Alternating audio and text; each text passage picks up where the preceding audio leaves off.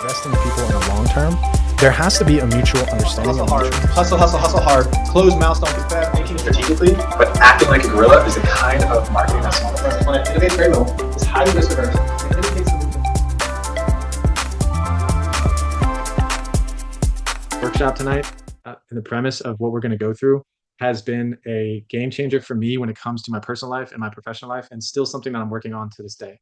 So without providing too much context, I wanted to get started because it's a fairly decent program, and let's see how it goes. So the premise of tonight is this book, and the book is by a lady named Marilee Adams, and she is a PhD and clearly has some understanding of how social science works, how human beings together in community are meant to thrive and operate, and certainly things that really consider to be mindset driven. And mindset is very important, and I'll just briefly share why. If you understand what the placebo effect is, there's two effects and they're separate from one. There's a belief effect and a placebo effect. So let's talk about a placebo effect for a second. If you're in a trial and you have fever and somebody gives you a new drug, and it's an actual new drug that they believe is that the science is running the research to see if this drug is effective. And so they give one group the actual drug and they give the other group a placebo, but they both think that they're receiving the actual drug. The people with the placebo still physiologically get better. And I'm not saying that this has to do with fevers, but the reality is there's a physiological change by a person who believes that they're receiving a drug, even though it's a sugar pill. And so that's called the placebo effect. And that has triggered a ton of research into this thing called a mindset.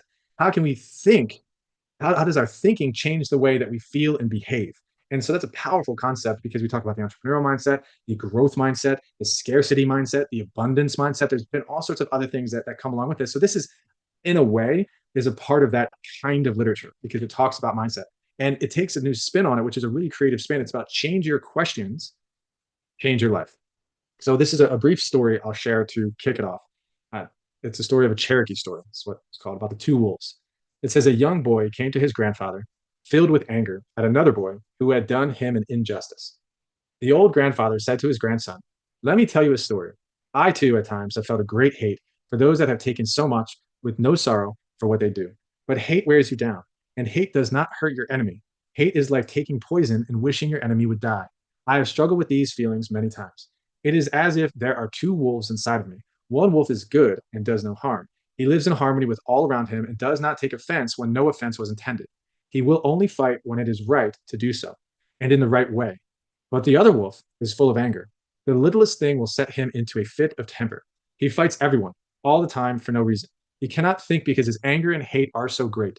It is helpless anger because his anger will change nothing. Sometimes it is hard to live with these two wolves inside of me. These wolves are both inside because both of the wolves try to dominate my spirit." The boy looked intently into his grandfather's eyes and asked, "Which wolf will win, grandfather?" The grandfather smiled and said, "The one I feed." So it's a powerful concept. And a lot of athletes might use it.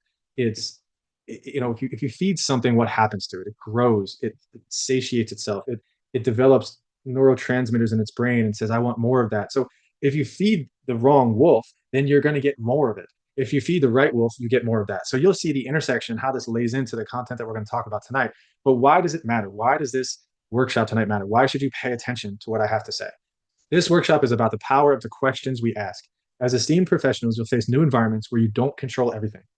I face environments every day where I don't control everything. I don't control the environment right now that we're operating in, at least not all of it.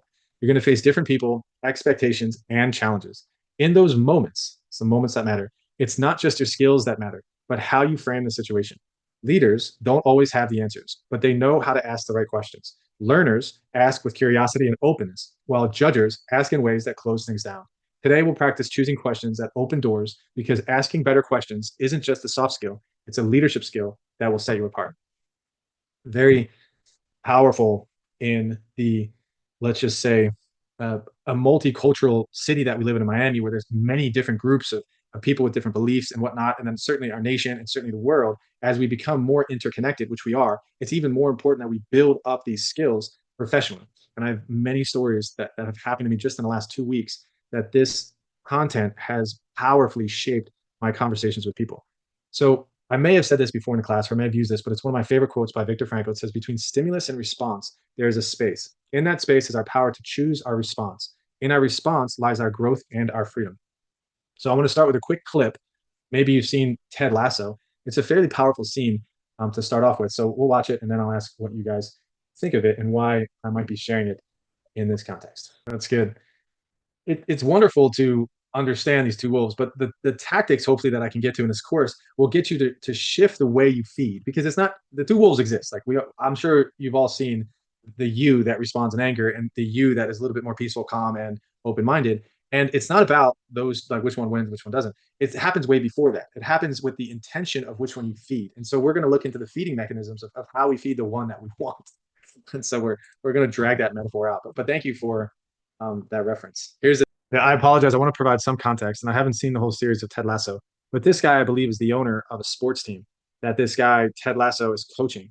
But somebody sort of played a joke on this guy, Ted Lasso, because he doesn't really know much. I think it's about soccer. Like, he doesn't know anything about soccer, but he knows about leadership, and he understands people, and he loves people, essentially. So he's the protagonist of the story, this guy, Ted Lasso, with the mustache.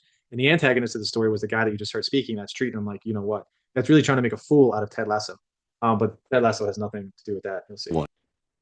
All right. If we had more time, I'd ask questions about, what that was like, but I think you understand the point. You're going to see in the level of explanation tonight that there are these judger mindsets and these learner mindsets. And we're going to try to be sort of like Ted Lasso and understand what curiosity means, how to act that out, how to live that out, and then how to do that in our work environment, how to do that when we have confrontation with people, how do we do that even towards ourselves when we're judging ourselves on certain situations. But before we do that, in essence, to try to get people together, this is going to be your activity. I'm going to break you out into breakout sessions. And so each person is going to pick one question from the list. I have a list for you. I'll show it to you in a second. Or create their own. You can put your own question there if you like. The list is pretty inclusive, but if you have another question you enjoy, please add it. After everyone shares basically what question they believe is the best one, discuss together and narrow it down to your two favorite questions. Be ready to share your group's two questions with the class and explain briefly why you chose them. So here are the list of questions that I put together for you all in leading up to this. And I will also put this in the chat so you have it, and it comes with the instructions as well at the bottom. So these are just some sample questions. What's one thing you've learned about yourself this semester? How do you usually handle frustration when things don't go your way? If you can improve one habit that would make your life easier, what would it be? What's a challenge at your internship or job that you wish you could solve? Remember, you're not answering these questions. You're choosing the question that you think is the best question out of these. And you're just going to explain why when we get back as a group. And you're also going to have to defend why you think it's a good question to your teammates. And your group, when you get in your group, you're going to have 3 or 4 people. You're going to have to come up with 2 of your favorite questions, because when we come back together, I'm just going to simply ask a few groups, hey, what were the 2 questions you decided on? And also, you can add questions to this list. If you don't see any questions that are in any way enticing to you or that you don't think are good questions, feel free to add a few questions to the list. So let me save this. I think all of them are great. To be honest, I didn't look at them all and choose one that I would prioritize, because I was more interested in hearing what you all have to say. And so just from a basic experimental perspective, what I did here on this list is I prioritized the ones that you all chose the most of. And I'm looking at the first one. How do you usually handle frustration when things don't go your way? Fascinating question. And that's a question about self.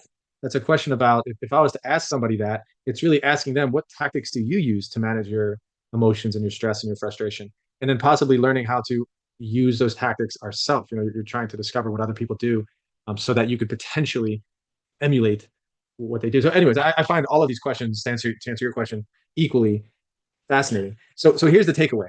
If these are questions that we were able to discuss and really that led to us thinking and hopefully thinking differently, could you take a screenshot of this right now? And could you bake some of these questions into your everyday practices, into your conversations, into your life, into your leadership? Could you bring these questions to meetings that you're going to have this week? Could you just let it be, ask a question and let it ride?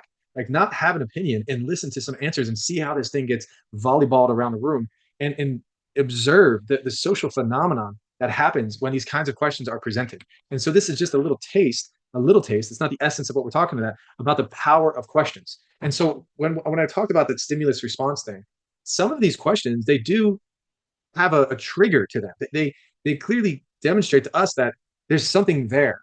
And when there's something there, it usually means that needs to be vetted. It needs to be brought out. It needs to be reflected upon. And if we don't practice that vetting out, which we're going to learn how to do that in a little bit, then potentially we could respond not so well. So Albert Einstein says, question everything.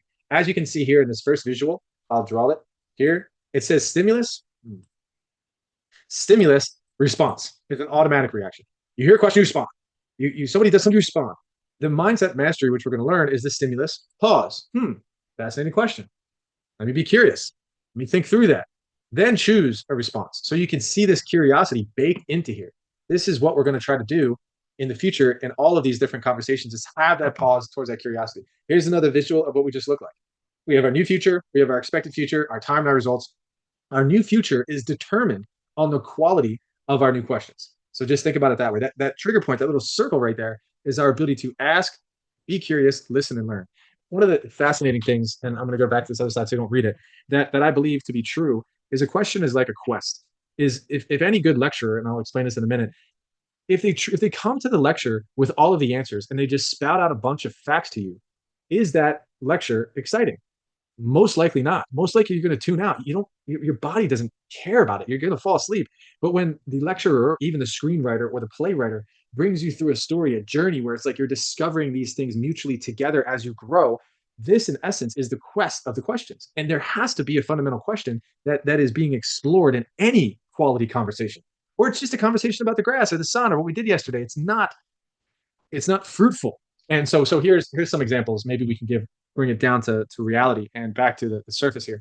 So here's possibly some judgment behavior that we have. Here's a person, my classmate.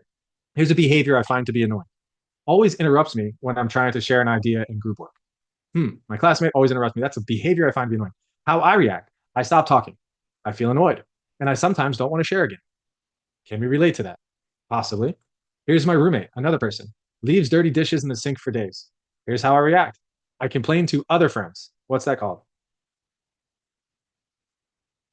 Venting. It's called gossip, is what it is.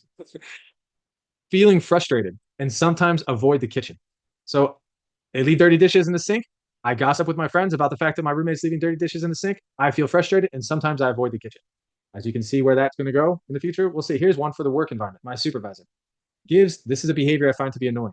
Gives last minute tasks right before the end of the day. How I react, I feel stressed, complain in my head, and rush through the work. So these are just possibly natural responses to basic things that happen in everyday life. So this is a fun little quote here on the side. It says, question everything. Wrong. Leaders should have answers, not questions. That's wrong. How can you get the best answers without first asking the best questions? So let's see. Let me ask you to think in your mind, do this in your own head, not to speak it out loud, about a person in your life right now. List their name and your relationship with them. Think of someone you interact with often, classmate, friend, family member, or coworker. If you have that person in mind, here's a behavior that you find to be annoying that person puts out. Describe what you say or do, describe what they say or do that bothers you. And what's one thing this person does that frustrates you, distracts you, or makes things harder for you? Takes a moment. But I got one. It's not my wife. I got a different example. Okay. How I react. And that's not great. Describe what you think, feel, say, and do. What's your usual reaction? Do you get quiet, complain, raise your voice, or think negative thoughts? I think I'm a think negative thoughts person. So, okay, we have that person, behavior, and how you react in your mind. So I'm going to read this. Curiosity is the fast track to learn. How do we get the water? How do we get to water versus how can we get water to come to us? Totally different question.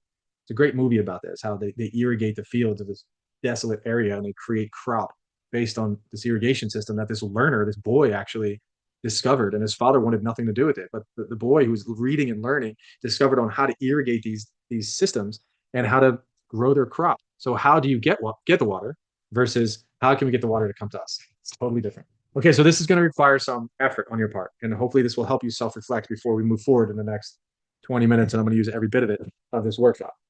So if you have a piece of paper, it's very important if you want to engage and you want to change a question so you can change your life with the answers to this little survey. And here's what you're going to have to do. All you really need to tally, you're going to have 4 boxes essentially. The first box is going to be questions 1 through 9. So you can just list questions 1 through 9, and all I want you to do is, if in the essence that you answer yes, that's important. You're going to have to tally your yeses, but just answer the question yes or no. Put numbers 1 through 9 on a piece of paper, draw a box around them, and I'm going to ask this question. In the situation when I'm upset with or disagree with the other person, think about that other person you just went through, In a situation when I'm upset with or disagree with that other person that we thought about in this situation here, I withdraw in silence. Yes or no? Second would be I stand my ground and argue my point. Yes or no? Number three would be I avoid the person or situation altogether. Yes or no? Remember, you're thinking about in the situation where when I'm upset with or disagree with this person, I think about the mistakes the person has made in the past. I feel like I'm a yes there. Five would be I ask myself, how can they be so stupid? I ask myself, what the heck is wrong with them?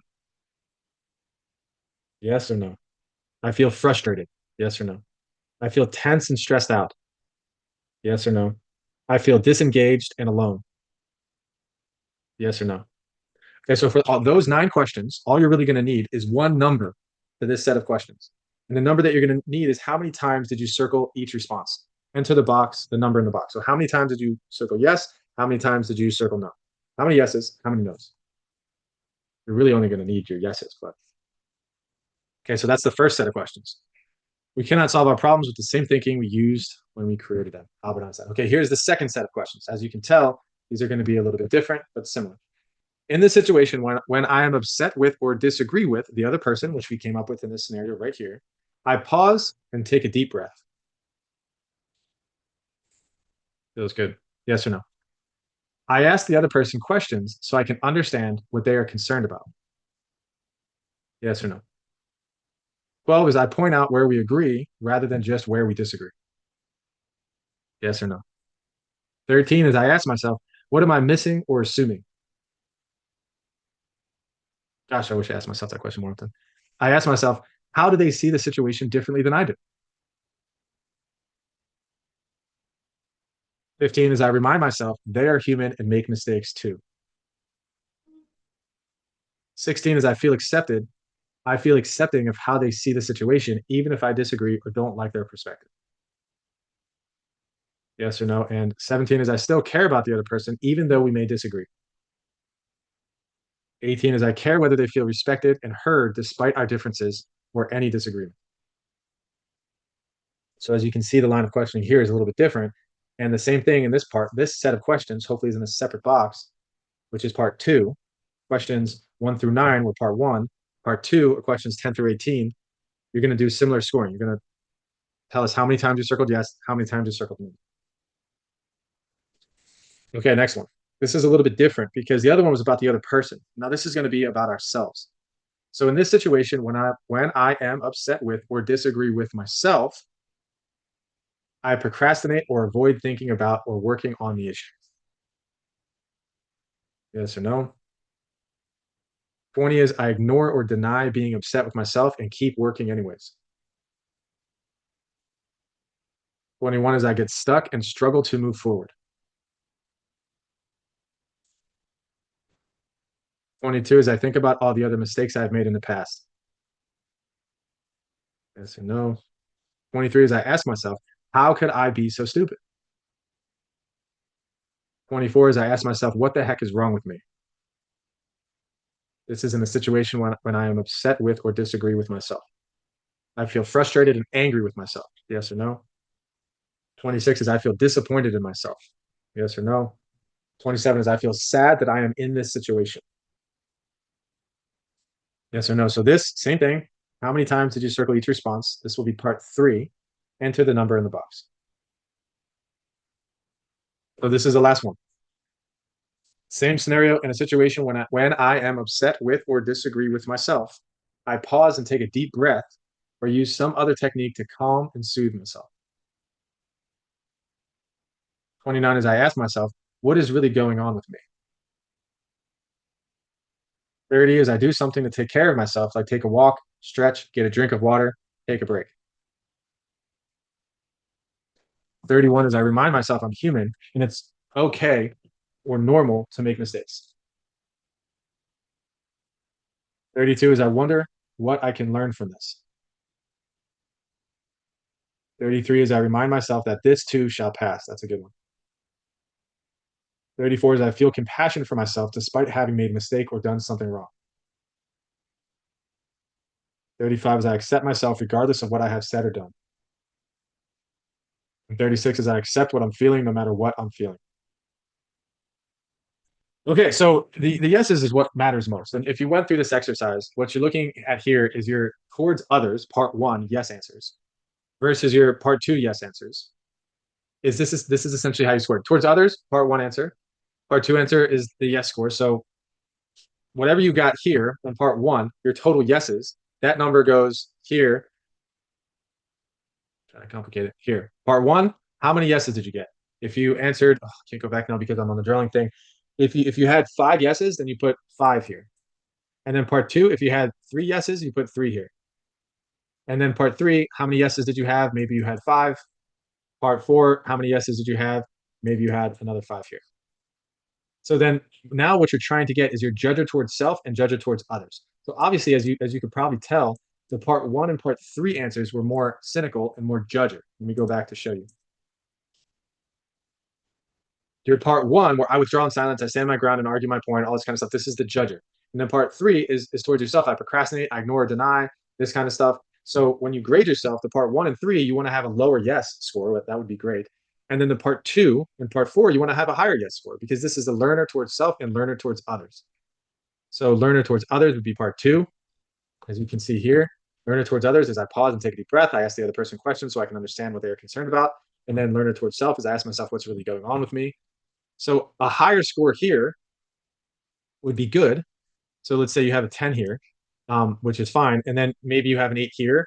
Potentially you have a 15 here, and you might have an 8 here, which means you're operating in judger mode a little bit more often.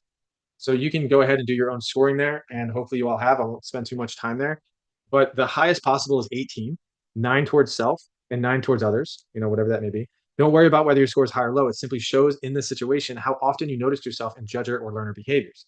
The goal isn't to label you, but to start raising awareness. This is what this is all about, is self-awareness of your thoughts and reactions. So maybe those questions made you think about it. So what is a learner's mindset? This is where we're going to try to move towards in the next 10 minutes.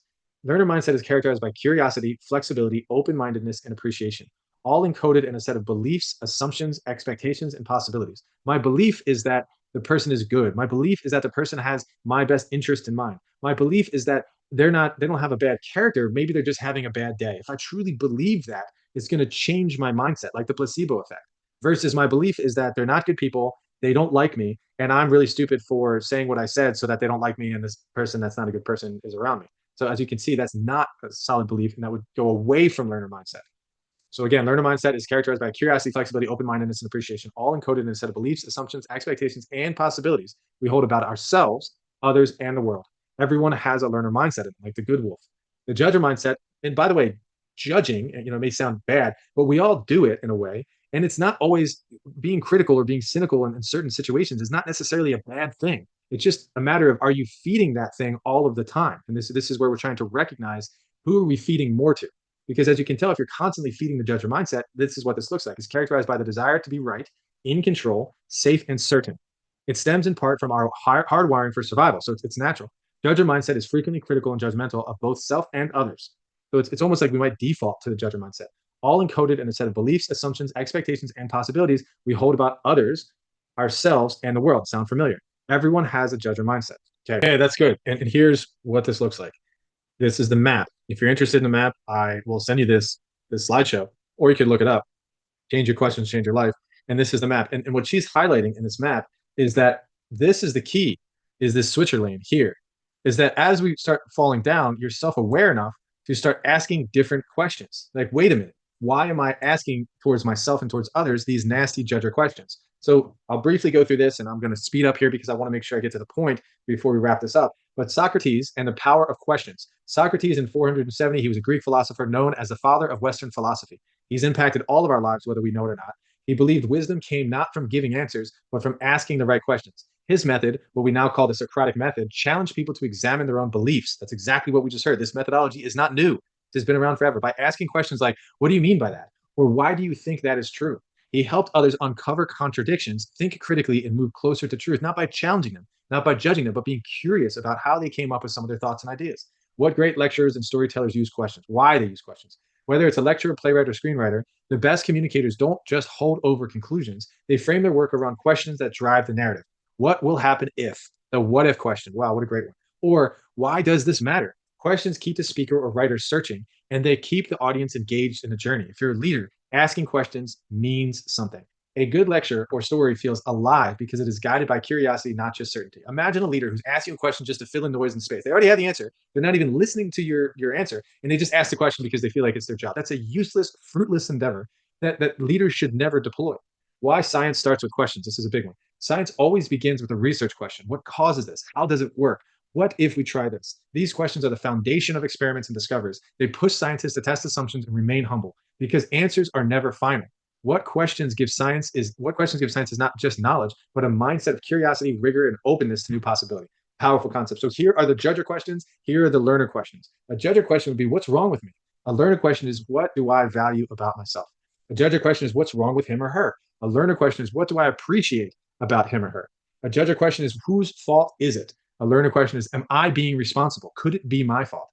A judger question is, how can I prove I'm right? A learner question is, what can I learn? How? That's a good one. What's useful? A judger question is, why are they so clueless and frustrating? A learner question is, what are they thinking, feeling, and wanting? A judger question is, haven't we been there and done that before? A learner question is, what are the best steps forward? A judger question is, why bother? A learner question is, what's possible? Oh, I love this part. Here are some more judger versus learner mindsets. I'll let you go through this on your own time. I'm not going to read them all, but they're pretty powerful. I'll just read a few. Learner versus judger mindset. A judger mindset is blame oriented, where a learner mindset is responsibility oriented. What did we do wrong? I have a quick story where I was at a board meeting and I'm the vice president of the board, and the president of the board said in the middle of the board meeting that the reason why somebody in our condominium association cut themselves on a piece of tile in our pool, which actually happened, was because 5 years ago a contractor did shoddy work. And I immediately responded because I knew this was not true. I said, actually, I think it's our responsibility and our fault. We didn't acknowledge the broken tile and fix it. It's our responsibility to fix the tile. I'm not blaming it on somebody 5 years ago that hasn't stepped foot on our property. That doesn't make any sense. So you can see the difference there. Closed-minded versus open-minded, reactive and automatic versus responsive and thoughtful, own point of view only versus take multiple perspectives, have multiple solutions, defends assumptions versus questions assumptions. Mistakes are bad versus mistakes are where we learn and where we shape each other. So here's just another scenario in how we can practice switching. If you're looking around, you notice a phone buzzing with notifications. And when I saw that, I realized I was in judger mindset because I felt pressured, thinking I'll never catch up. My phone ringing was a trigger towards, I'm so busy, people need me. Because I thought or felt or asked myself, why can't people leave me alone when I'm busy? When I shifted my question, what's the most important message here? Like, maybe I can prioritize. I experienced a calmer body, clearer focus, and less frustration. So try this. Every time there's a stimulus in your environment, just try it. So imagine what life would look like if you spent most of your time in learner mindset instead of judger. How would things improve at work, at home, and within yourself? At work, what would be possible if you approached challenges and coworkers with curiosity and openness? How might your relationships be stronger? At home, how would your interactions change if you practice more patience and compassion? With yourself, what if you treated yourself with more acceptance and shifted out of judger more quickly? With the decisions determine the trajectory of our lives. How would important choices be different if you paused, asked better questions, and looked for possibilities? That's what leaders do. Overall, could you feel less stressed, calmer, and more effective if you stayed mostly in learner?